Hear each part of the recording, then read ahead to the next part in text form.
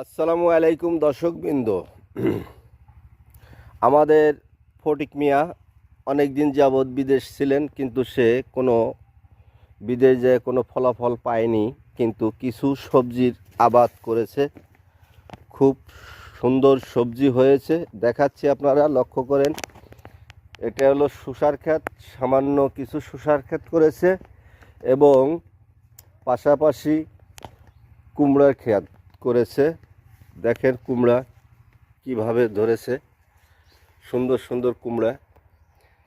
এবং কুমড়া তো ঝুলে ঝুলে রয়েছে আপনার জাংলায়, এরপরে মাটিতেও হয়েছে। দেখেন বন্ধুরা, কি সুন্দর দেখা যাচ্ছে।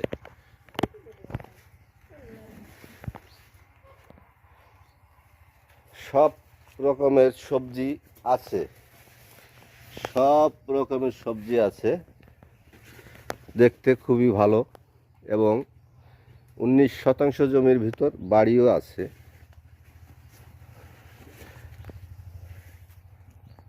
দেখেন সব সবজি আছে।